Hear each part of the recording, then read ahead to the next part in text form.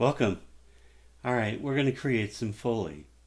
Now, the brief calls for me to create sound effects for a game that deals with knights and swords and, let's see, axes and falling and jumping and everything with obviously a suit of armor. So, I have lots of things that I'll need to buy at the hardware store to make that happen. So, while I'm doing that, and I'll explain what those things are. For the sound recording equipment, I chose to purchase the Tascam DR05XP field recorder. Now, the reason why I did that is because originally I was using my iPhone and I had lots of problems with it where it was being utilized too much for phone calls, video games, all these other applications. It was getting in the way with recording my Foley. So I decided to switch over to a dedicated field recorder instead. Let me show you the video to explain more about this field recorder. Sound sources for Foley. So originally, for a less expensive solution, I started off with my iPhone and I used a program called Sound Record, which recorded samples up to 32-bit and all the way up to 96 kilohertz, which was fine. It worked great. It was doing its thing. But the problem is that my iPhone is a phone. I got to make phone calls on it. People were calling me, so I couldn't be able to record with it when people were calling me. The other thing is it had a single shotgun mic, which I would plug in to my iPhone. The manufacturer of the shotgun mic is Movo, which is a $50 microphone. It's a shotgun microphone, like I said. And everything was fine. And then I kept on thinking, there's better equipment out there. So I said, okay, well, let me go investigate that. I didn't want to spend a lot of money on better equipment, like really a lot of money. So one of the things is that I knew I needed a true dedicated field recorder. Something that would record in stereo. Something that would record at 32-bit at 96 kilohertz.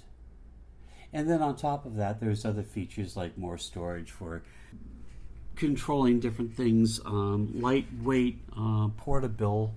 And so I chose to get the Tascam DR05XP. This is the latest one that they came out with.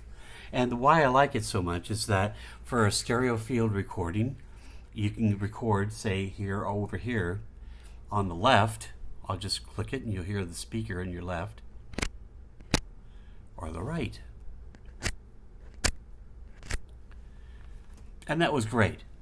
The other thing is different recording configurations. So we have stereo right here, but then in addition to that, I wanted to be able to record monophonically using a shotgun mic. And so this is the Movo shotgun microphone.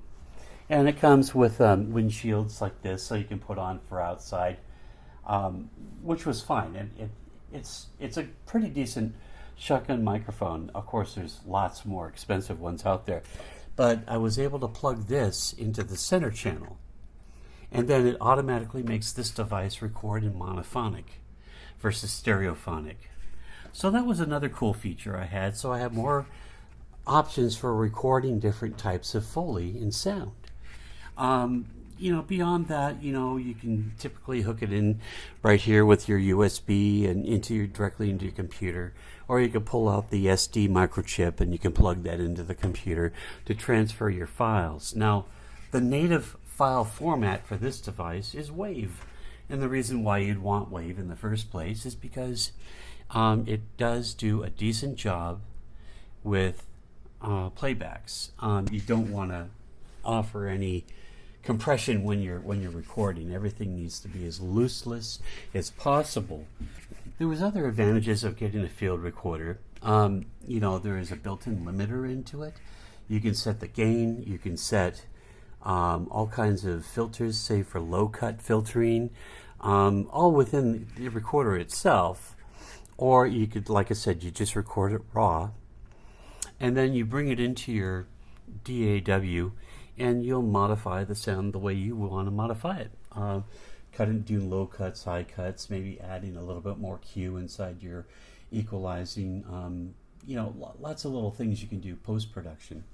So you're working with 32-bit at 96 kilohertz, and that's the number of samples that it's recording within a specific period of time, and that's going to be an extremely high resolution file.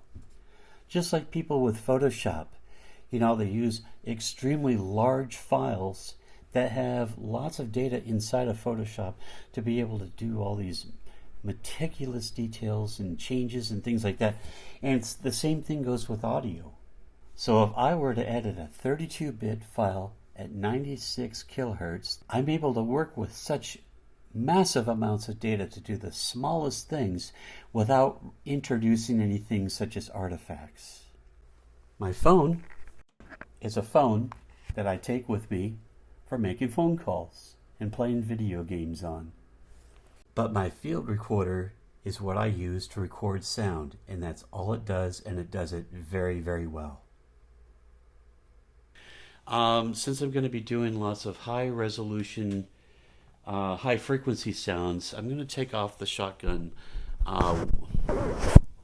wind guard, because we want to be able to get the maximum amount of sounds, such as chings and rings of the sounds that are afterward. So I brought a couple of kitchen knives, and I'm going to rub them together, cling them, and do all kinds of sounds for the sword fights, for drawing of the sword, anything that does with the sword for the medieval knight to be able to utilize. If you're doing Foley in your house, just remember one couple of things, and be mindful that you got a refrigerator, or in this case, I got an HVAC, air conditioner nearby. It's off right now. It'll probably turn on. We can talk about this just really quick. If you have ambient room noises and things like that are humming or buzzing or whatever, you can take them out with a special program by Isotope. It's called RX10. And it will allow you to remove those sounds if they are included into your recordings as an ambient sound. You can take them out. Anyway, I just thought I'd let you know about that. You can look more into how to remove those sounds with the RX10 plugin by Isotope. Anyway, so let's start off with the sound of sword fights and clinging and chinging.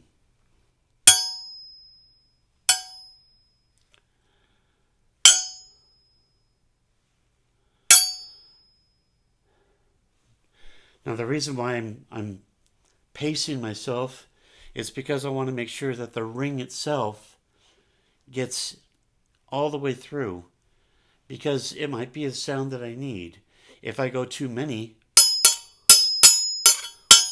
which is fine, just make sure you have some single ones that has the ring that goes all the way through. The ring of this. Got it? Okay. So now let's just continue on with the different sounds. Try different angles with the bridge, flattens,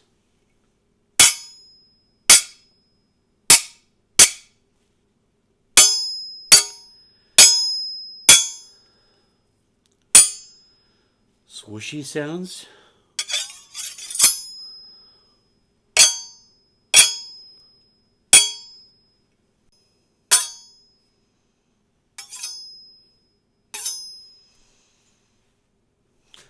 get the idea. If you have more knives in your kitchen, go get those too. Here's some other sounds. Here's some other knives. Different timbre, different ways of making sounds.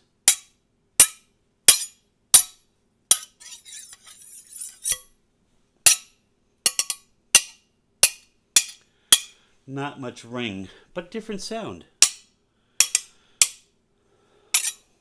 You get the idea. Okay. That's what I've been doing with swords. Now maybe a swing sound, more of a swing. I'll put a description at the bottom of this, but you got swords that you want that are 3 feet long, and here I am using knives with a foot long knife and almost a foot, you know, and how do I get that sound? How do I get that bigger, richer, fuller sound? Well, I'll tell you about that in a minute. So let's say we do a swing.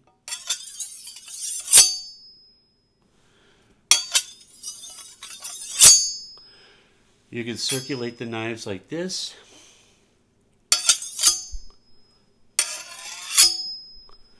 Use the end right here, not the cutting part, because it will dull the knife, obviously.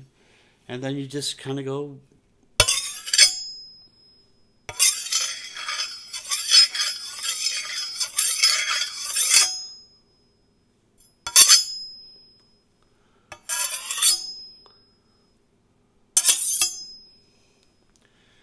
And you take those various sounds, you can layer them together, and you can make some really, really nice, cool sword sounds.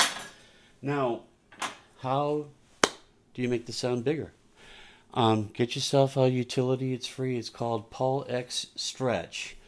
And you can take a sound that's this big, and you can make it this big, or that big, or as big as you want. You can make it last for 10 minutes or an hour or whatever, of the swing sound. And it's like, wow, how do I, it's called Paul X Stretch. Here's the link at the bottom. And it's a really good tool. I use it. I've used it before in sword sounds.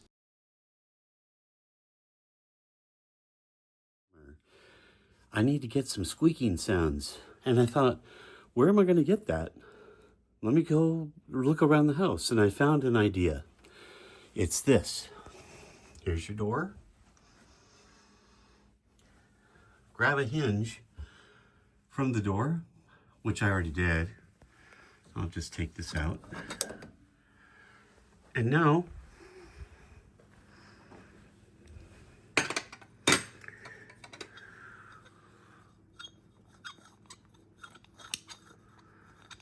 think that'll work quite well for the squeaky. Because I'll take that and I'll lower it and raise it with my pitch control. And that's how I got my squeak for the knight armor. Yeah. When you're doing Foley, let's say you're working with a suit of armor, okay?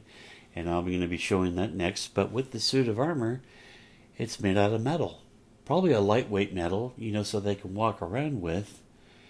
And with metal against metal usually will have squeaks.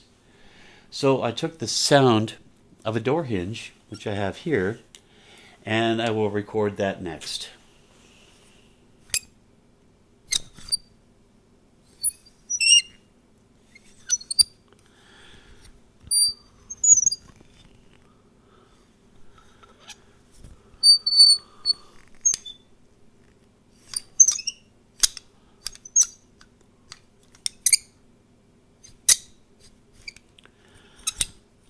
You get the idea, okay? Now I have the sound of a squeak that I pulled off of one of my doors, which I should put back on so the door doesn't fall off. After this, I'm going to record my suit of armor next. Wait until you see what I used there. Okay, welcome back, and now we're going to talk about Foley for the suit of armor for a medieval knight. So when I went to the hardware store, I picked up some duct tape, chains, and rope and things like that. We got our rope, chain, baking trays to make the suit of armor. Okay, so what I did is I had to go over and get some rope to wear around my neck and hook it into the baking trays for the muffins later on. That'll work. I think this is everything I need in order to create my suit of armor for the Foley project. I'm using a typical cake pan, and I bought several of them, and I taped chains and other things to it, followed by, here we go, put this around your neck. Now maybe you can add some sound dampening by holding on to certain things as you jump.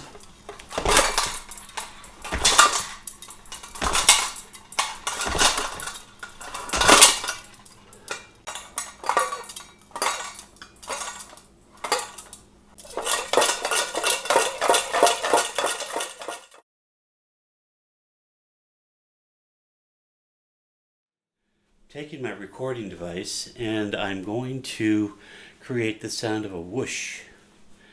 And why not use my violin bow as the sound of a whoosh?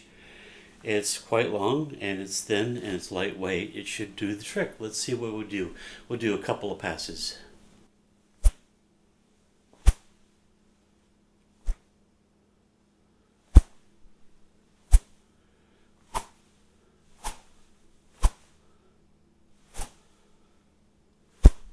Kitchen utensil.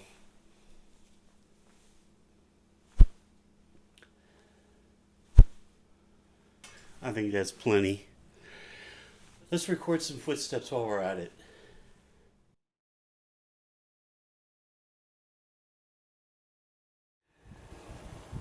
Okay, one of the things about being outside is I got some wind going on and I got birds chirping and cars driving by. So I'm going to have to do a number of footsteps to find one as quiet as possible. Then obviously I'll run it through a filter or two with RX10 to see if I can clean this up.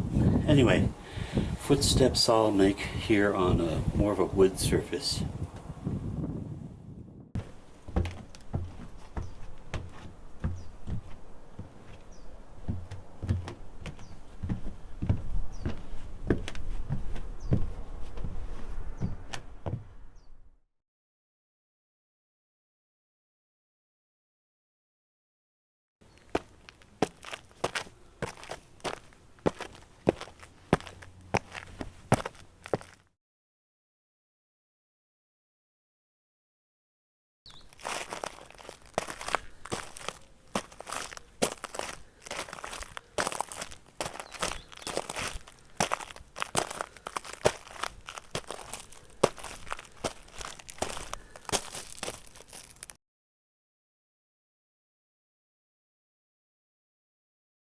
In this part of the session, what we're going to discuss is noise cancellation. You know, when you're doing Foley at home, the problem is you'll have a refrigerator or an air conditioner running, and it's going to create that background hum sound. Or maybe it's your breathing. You know, some people breathe heavy while they're doing Foley, and you want to eliminate the breathing. My track right here I'm going to demonstrate is about squishing sounds. Now what I did for the squishing sound is I used a dampened rag underneath the kitchen sink, and then I would squeeze it to create that squish sound. And then I'll apply other effects such as pre-gain and compression and equalization and some fade out filters to filter out the sound to kind of dampen it at the very end so you don't hear the lingering sound. For example, let me just turn on RX10 and I will turn off the denoiser. I'll just bring it to 0 and you'll hear what I'm talking about as far as when I was in the kitchen, you'll hear the refrigerator and you'll hear the sound.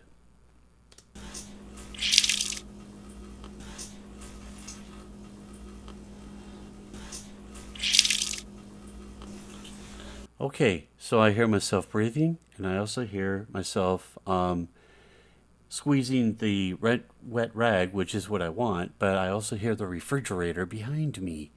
So let's go and remove the refrigerator sound for an example. And this is what you should always do when you're recording your own Foley in an environment that has less control than if you were in an actual soundproofed studio. So I'm going to play the sound back. I'm going to increase the denoiser up to about 50%. So I'm at 50%. I'm going to play the sound again, and this time you shouldn't hear the refrigerator.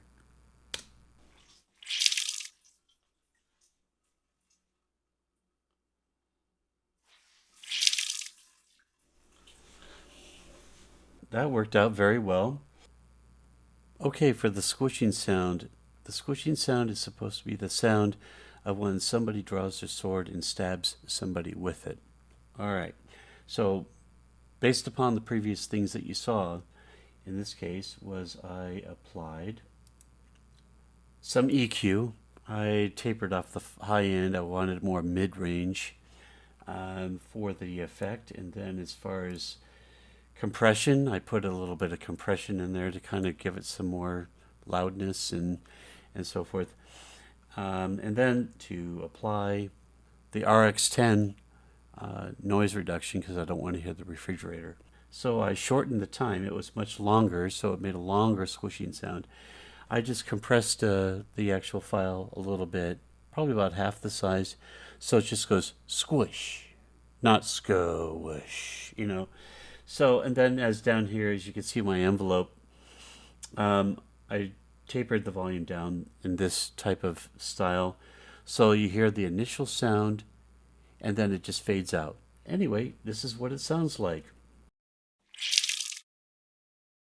That's the sound I want. That's how I did it.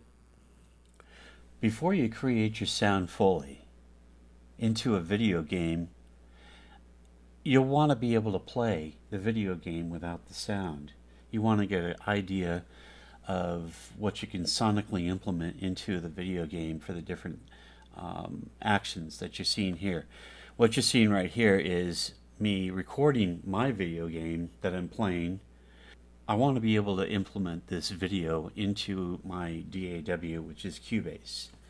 Now the reason for that is as I'm playing the different parts of the video game, jumping, running, rolling, bringing out a two-handed sword, and doing all these different things, I need to build my sounds based upon the visual of the video game. For me, with my workflow, I will add markers within my sequencer, which is Cubase, that will allow me to set up when the knight is jumping, rolling forward, backward, left, right, walking versus running, pulling out a sword and using the sword, spinning, all these different effects which I've already pre-recorded. But if I put them inside my DAW and set up my markers, I'll be able to fully understand what I need to export as a file, where I can import it into Wise, which is the middleware software that you will use to be able to import those sounds as sound banks into Unity. Okay, at this stage, what we're going to do next is I'm going to go and show you some things that I do with my workflow. On the bottom left is where I created all my sound Foley, recorded it, and put it into the library that you see at the bottom half of Cubase. I like the sound of this armor here. I'm going to copy this particular sound to the track above. Now I should be able to unsolo this and then play back the sound in a particular track that I like. Let's just play a few of the sound effects that I've done for the different events. The sound of when the sword is being drawn. The sound of a large sword attack number 2 when he spins around.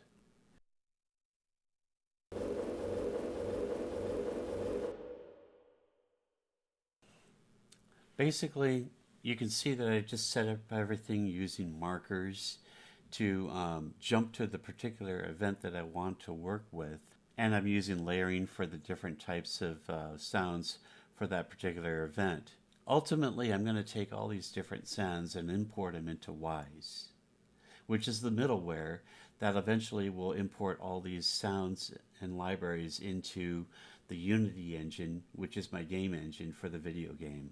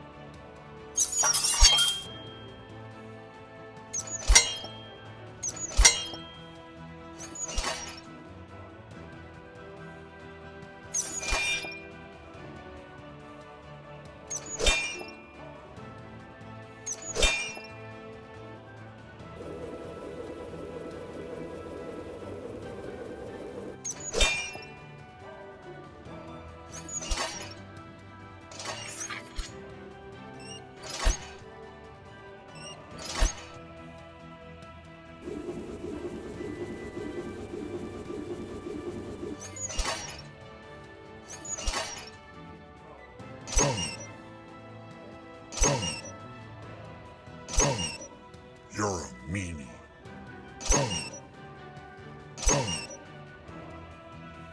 Oh. Yeah.